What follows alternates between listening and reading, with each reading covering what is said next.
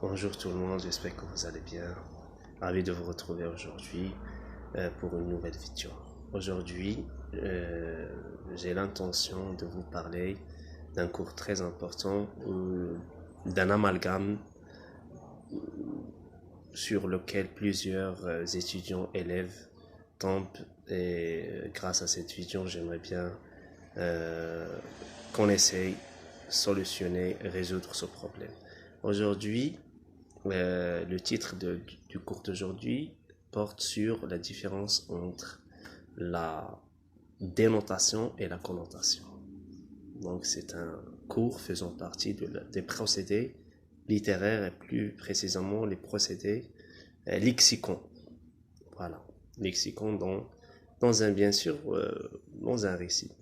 Alors qu'est-ce que l'on entend dire par un sens dénoté? Le sens dénoté, c'est le premier sens du mot. C'est le sens que le dictionnaire donne. Exemple, si je vous dis par exemple blanc, la couleur blanche, blanc, c'est automatiquement on fait appel à la couleur blanc. C'est le premier sens du terme, du mot. Alors blanc connote et sous-entend un deuxième sens, à savoir l'innocence par exemple. Il peut signifier l'innocence, mais le sens connoté. C'est la connotation ici. On ne parle pas du premier sens, c'est le sens dénoté, mais on parle maintenant de la connotation, c'est le deuxième sens qui s'ajoute au premier et qui correspond bien sûr au premier. Si, par exemple, il y a un effet, il y a par exemple, comment dirais-je, une conséquence sur le plan socio-culturel. Par exemple, le blanc dans l'Occident connote, par exemple, le mariage, tandis que dans l'Orient, connote le deuil. Par exemple, une chose, un acte endeuillé. C'est donc, il y a une différence. Ça, sur le plan de la connotation, bien sûr. Alors, si je vous donne un autre exemple, par exemple, la couleur rouge. Dans le sens connoté, la couleur rouge, c'est-à-dire se réfère sur la couleur rouge.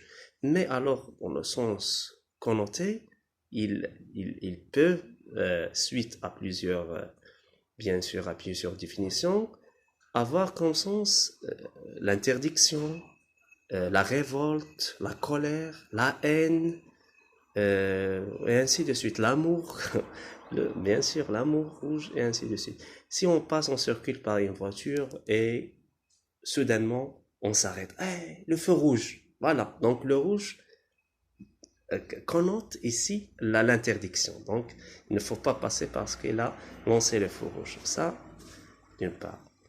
Et j'espère que j'ai bien expliqué la différence et la distinction entre le sens connoté et le sens dénoté et le sens connoté, la dénotation et la connotation.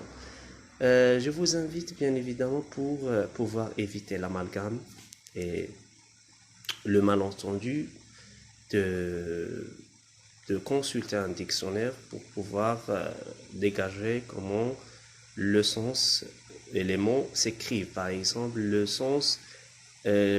mot dénoté s'écrit avec un seul N, c'est-à-dire il a un seul sens, premier sens que dans les dictionnaires.